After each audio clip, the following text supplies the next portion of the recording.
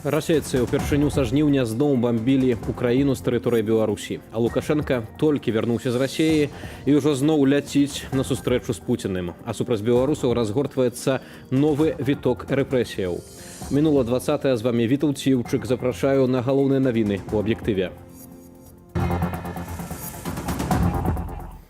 Атака на касцёл. У Глыбокім затрымалі каталіцкага журналіста. У Менску закрываюць каталіцкую школу і забіраюць чырвоны касцёл.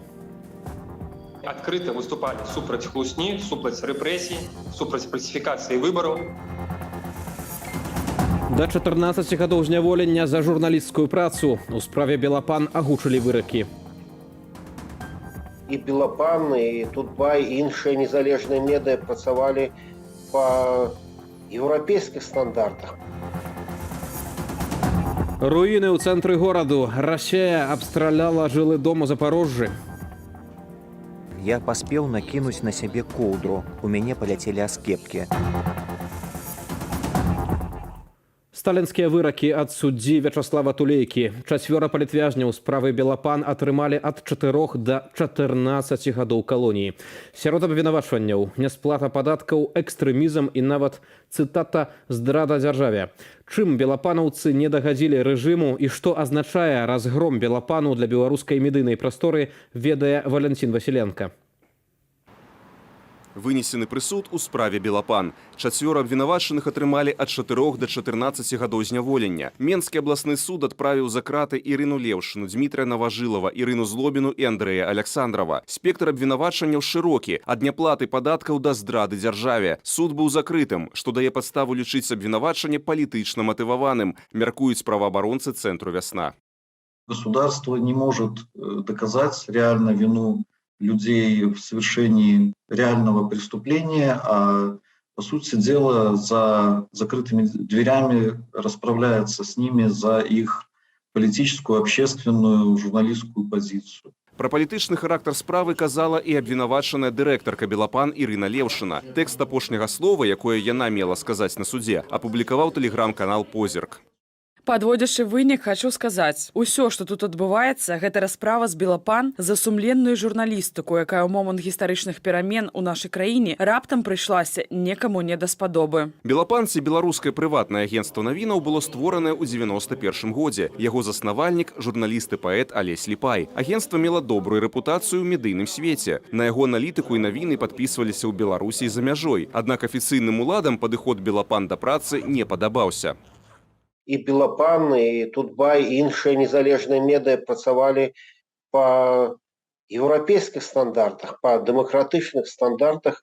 І вось паколькі манаполія на інфармацыю ёсць такім сродкам выжывання ўлады, дык яны і паспрабавалі знішчыць незалежныя медыа ў краіне. У 2018-м на дырэктара Алеся Ліпая завялі справу за нявыплату падаткаў. Неўзабаве ён памёр ад хваробы. У 21 годзе сілавікі прызналі Белапан экстрэмісцкім фармаваннем і фактычна ліквідавалі. Затрымалі Ірыну Леўшыну, Дмітрая Наважылава. Андрэй Аляксандраў і Ірына Злобіна на той момант ужо паўгода былі за кратамі. Паводле следства белапанаўцы арганізоўвалі масавыя пратэсты і атрымлівалі грошы на гэтыя мэты. Падчас аналізу фінансавай дзейнасці агенцтва выяўлена, што не менш як 18 замежных арганізацыяў, пачынаючы яшчэ з 2014 года, ажыццяўлялі яго прыхаванае фінансаванне на суму не меншую за 1 мільён 600 тысяч долараў. На агучаныя следствам сумы налічылі нібыта нявыплачаныя падаткі. Андрэю Аляксандраву ды Ірыне Злобінай прыпісалі яшчэ і здраду дзяржаве. У чым яна палягала, невядома. Але раней сілавікі заяўлялі, што Аляксандраў і Злобіна дапамагалі людзям аплаціць 250 штрафаў за ўдзел у акцыях 2020 года. Чаму менавіта журналістаў рэжым выставіў арганізатарамі пратэстаў? На думку Андрэя Бастунца, права на свабоду выказвання – гэта зарука выканання ўсіх іншых правоў чалавека. Калі ў краіне іншыя правы не выконваюцца, вельмі цяжка спадзявацца на тое, што журналісты, якія з'яўляюцца голасам супольнасці грамадзянскай, голасам тых самых бізнесменаў, голасам палітыкаў, што журналісты не трапяць пад гэты пераслед, калі яны будуць выконваць свае журналісцкія менавіта функцыі. У сваёй афіцыйнай заяве Беларуская асацыяцыя журналістаў назвала прысуд белапанаўцам помстай за сумленную працу і пазіцыю. Валянцін Васіленка, Белсат. КДБ абнавіў так званы тэрарыстычны спіс. У яго дадалі яшчэ 5 асобаў, сярод якіх журналіст, сябра Саюзу палякаў Беларусі Анджэй Пачобут, якога ўтрымліваюць за кратамі 1,5 года без суда. Вінавацяць Анджэя Пачобута ў, цытата, «распальванні варожасці» і ў закліках да дзеянняў, скіраваных на прычыненне шкоды нацыянальнай бяспецы.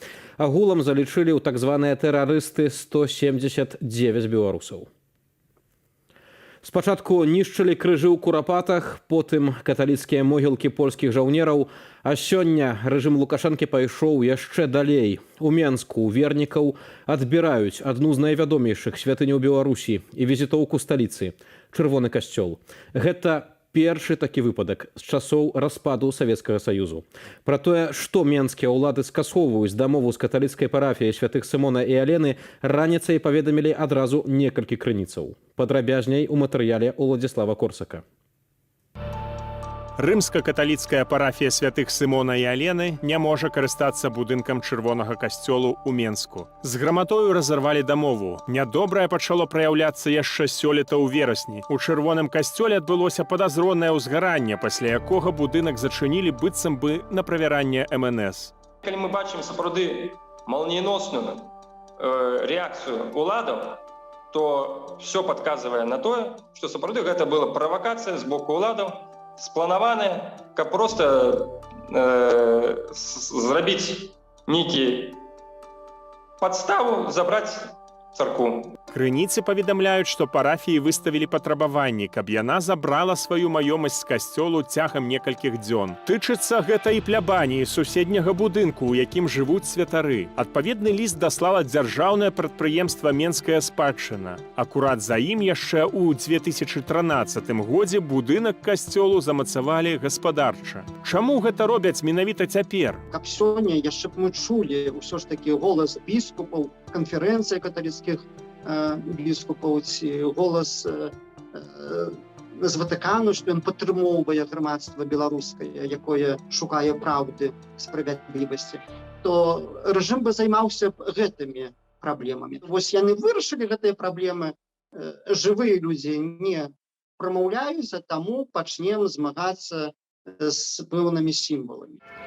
Парафія святых Сымона і Алены адна з найбуйнейшых у Менску. Штодня ў святыні адбывалася да 8 набажэнстваў. Тут працавала нядзельная школа, ладзілася шмат розных культурніцкіх ініцыятываў. Цяпер у касцёл не пускаюць нават святароў. Напярэдадні ксёндз пробашч Чырвонага касцёлу Уладзіслаў Завальнюк заклікаў усіх да малітвы ў інтэнцыі аднаўлення працы святыні, далучыўшы да гэтага уласны пост на вадзе. Што рэжым Лукашэнкі за адмераны яму час існавання можа паспець зрабіць з будынкам? Яны просто яго закансервуюць і будуць трымаць просто пад замком. Мы захапілі. Ну, то есть у них увогуле военная зараз такая тактика. Спачатку яны паўсюль вешалі на ўсіх будынках чырвона-зялёныя сцягі, і зараз вот пайшлі по таким кропкам, условно кажучы, іншадумства, супраціву духового нават. У іх няма плану дзеяння. Яны просто вось зрабілі гэта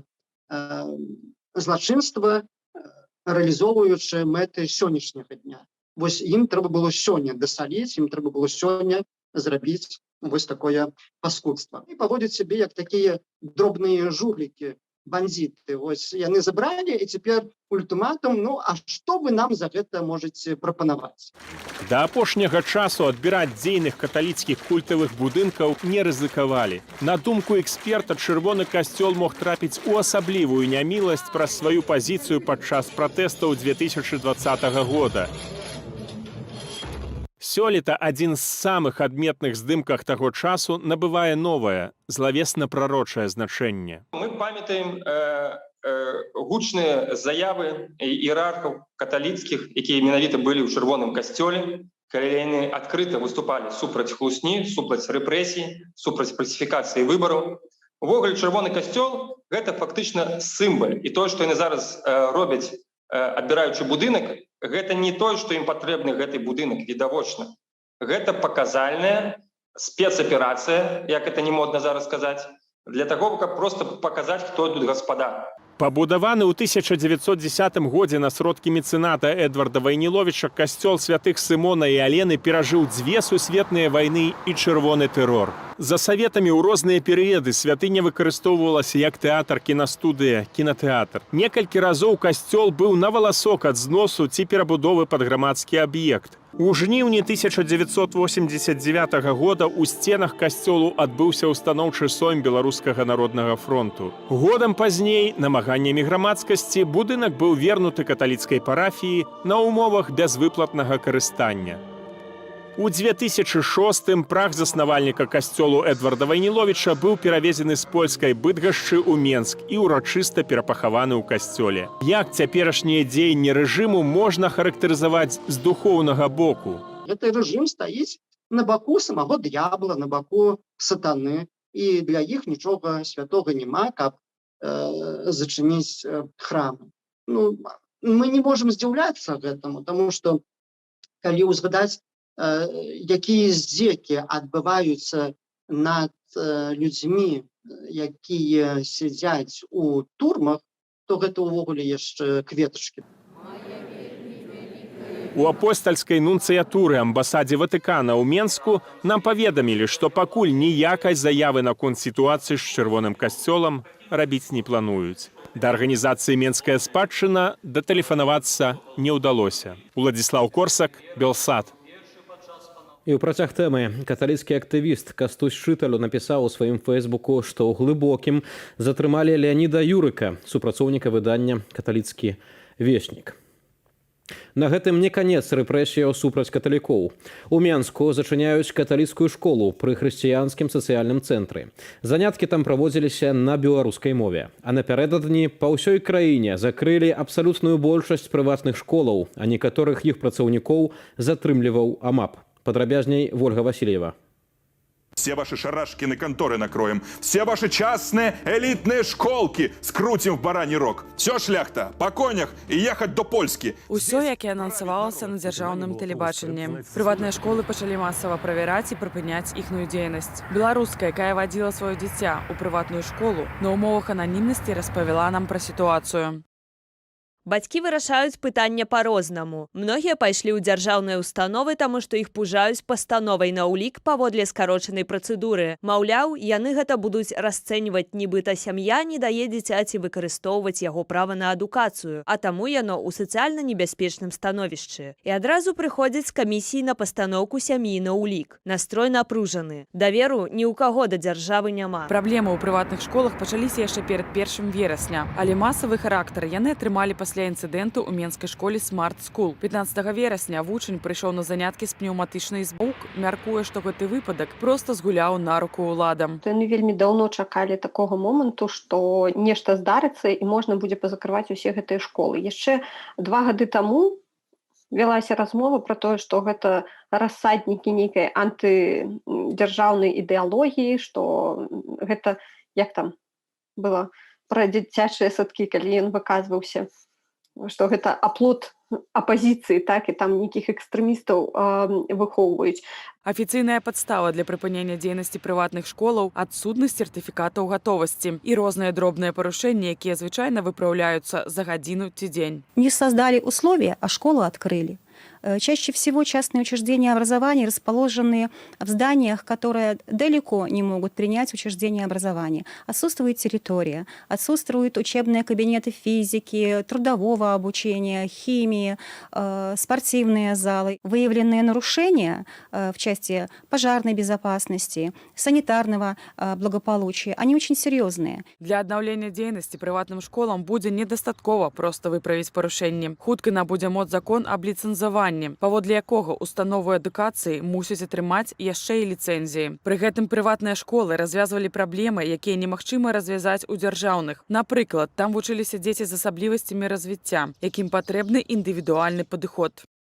Дзяржаўная школа, нават найлепшая, проста не можа пасадзіць у клас 15, а не 25 дзяцей, не можа наняць групу псіхолагаў, не можа забяспечыць прысутнасці вузкага спецыяліста, напрыклад, па дыслексіі. Прыватныя школы гэта рабілі. У прыватных школах Менску навучалася 2066 дзяцей. З іх каля 70% перайшло ў дзяржаўныя школы. Частка дзяцей перайшла ў Менскую міжнародную гімназію, адну з нешматлікіх прыватных школаў, якая працягнула працаваць. Паводле супадзення, акурат гэтая гімназія была заснаваная меркаванай маці Мікалая Лукашэнкі Ірынай Абельскай. Дакладна сказаць, ці гэта нейкі перадзел рынку ці не, мы не можам, бо мы не маем на гэта ніякіх доказаў. Нейкія дзеці перайшлі ў Менскую міжнародную гімназію. Ну, яна сапраўды зарабляе, таму што адзін месяц навучання там каштуе каля $300 на месяц, і як мы падлічылі, яе доход можа быць каля $1 мільёна на год. На думку расследавальніцы, для кашалькоў Лукашэнкі гэтая сума не ўяўляе цікавасці. Таму, верагодна, іншая прычына – кантроль за адукацыяй. Пра гэта кажуць і шматлікія затрыманні працаўнікоў прыватных школаў паводле палітычных матываў. Да таго ж, сёння набывае моц пастанова Міністэрства адукацыі, згодна якой настаўнікі абавязваюцца фармаваць у вучняў пачуццё патрыятызму і павагі да абаронцаў айчыны. Менавіта калі ты бярэш пад сваю уладу адукацыю, ты бярэш пад уладу будучыню.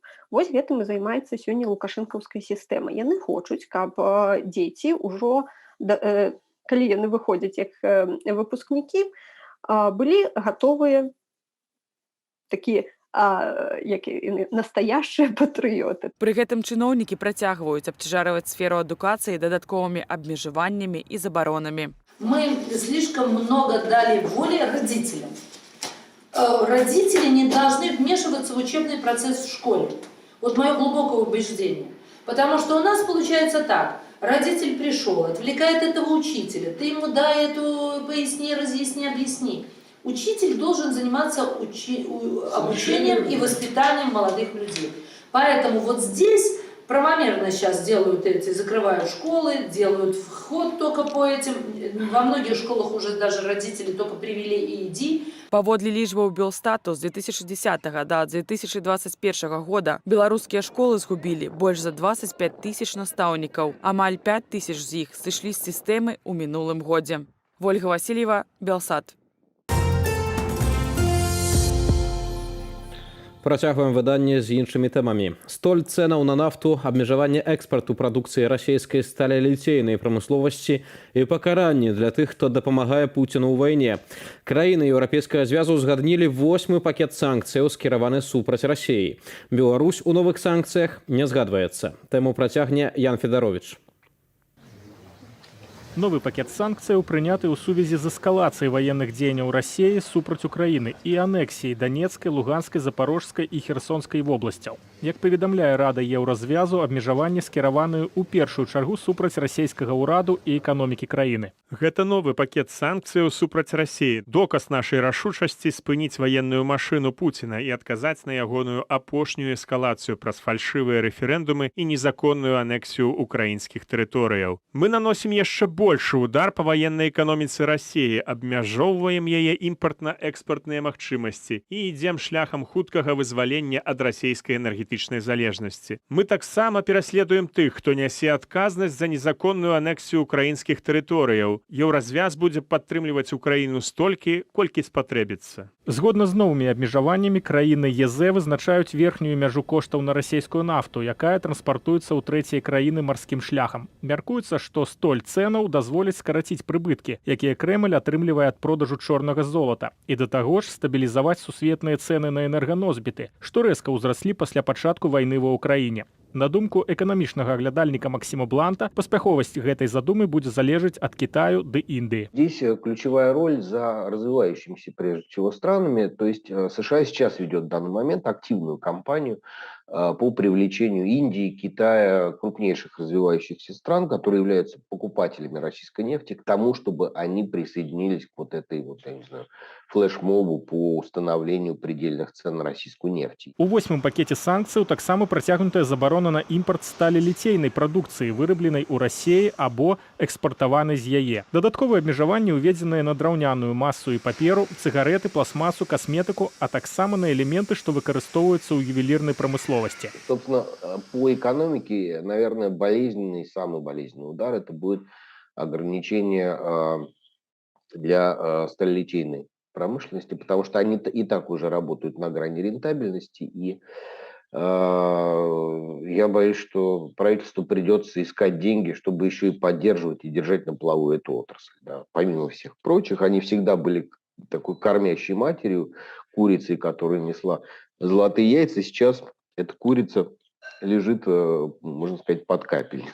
Акрамя таго, накладзеныя санкцыі на расійскіх лідараў думак, якія распаўсюджваюць дэзінфармацыю пра вайну, прадстаўнікоў абароннага сектару, юрыдычных і фізічных асобаў, датычных да арганізацыі незаконных рэферэндумаў на часова акупаваных тэрыторыях. Пашыраны пералік прадметаў, якія могуць спрыяць удасканаленню расійскага ВПК. Таксама расіянам забаронена валодаць крыптагаманцамі ў ЕЗ. З'явіліся абмежаванні і для грамадзянаў Еўразвязу. Ім нельга займаць пасады ў кіроўных органах некаторых расійскіх установаў. Галоўнае пытанне, наколькі дзейснымі будуць гэтыя санкцыі. Раней падчас іх фармулявання кіраўнік МЗС Украіны казаў, што новы пакет не адпавядае ўзроўню абвастрэння. Мы павінны разумець абмежаванні. Все ж таки усе добра ведаюць, што Еўразвязу даволі цяжка зараз якраз таки дамаўляцца па новым санкцыям.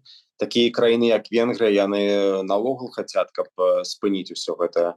І мы ведаем, што яны аказваюць даўленне на Брюссель. Цяпер 8-й санкцыйны пакет у дачыненні Расіі мусяць ухваліць лідары краінаў ЕЗ. Чакаецца, што гэта адбудзецца заўтра на саміце еўрапейскай палітычнай супольнасці ў Празе. Ян Федарович, Белсад. У Ізюмскім раёне Харкаўшчыны эксгумавалі целы 534 цывільных грамадзянаў. Усе яны былі закатаваныя расійскімі войскамі падчас акупацыі раёну. Таксама была знойдзена ўжо 22-я па ліку катавальня, дзе людзям вырывалі пазногці і рэзалі геніталіі. Сярод эксгумаваных целаў 226 жанчын, 260 мужчын і 19 дзяцей. У 13 з іх следчым органам не ўдалося вызначыць пол. Практычна ў кожным населеным пункце Ізюмскага раёну расейцы стваралі спецыяльныя памяшканні, у якіх утрымлівалі украінскіх вайскоўцаў і цывільных. Начальнік следчага ўпраўлення паліцыі Харкаўскай вобласці Сергей Балвінаў паведаміў, што ў адной з катавальняў былі знойдзеныя сцяжкі і вяроўкі, якімі звязвалі палонным рукі і ногі, фалаімітатар, жэтон украінскага ваеннага і пластыкавы кантэйнер з зубнымі пратэзамі і рэшткамі зубоў. Ёсць інфармацыя, што кантэйнер можа належаць аднаму з дантыстаў, і яго выкарыстоўвалі для застрашэння. Змесціва кантэйнеру, аднак, адправілі на экспертызу, каб высветліць, каму належалі рэшткі зубоў. У ноч на 6 кастрычніка Расія нанесла 7 ракетных удараў па жылых дамах у Запарожжы. На гэты момант вядома пра 3 загінулых. Пад заваламі будынкаў застаюцца людзі. Падрабязней пра апошнія падзеі ва ўкраіне распавядзе Руслан Ігнатовіч.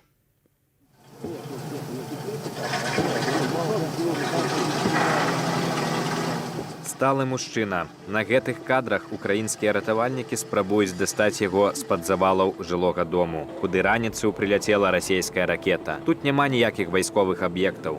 Звычайны дом, дзе проста спалі людзі. Было темно, и времени не говорят, часов в 5 утра. Проснулись из-за сильного взрыва, и в комнату повалил дым вместе с пылью. Я так и понял, что где-то во дворе прилетело. Стекла повылетали. Выскочил посмотреть. Ну, было 2 подряд. Где что у нас было рядом, 2 подряд взрыва. Выскочил, думал, может кому-то помочь. Паводле кіраўніка Запорожскай абласной вайсковай адміністрацыі Александра Старуха, абласны цэнтр двойчы за дзень быў абстраляны мадэрнізаванымі ракетамі С-300. Краіна-тэрарыст паказала сваё звярынае аблічча, калі перарабіла зброю абароны на зброю нападу і загубіла людзей, якія мірна спалі. Гэта Уладзіслаў. Яму ўсяго 13 гадоў, і ён прыехаў у Запорожжа з акупаванага Расіяй Днепраруднага. Але і тут расейцы не далі хлопчыку і ягонай сям'і спакою. Уладзіслаў цудам выжыў.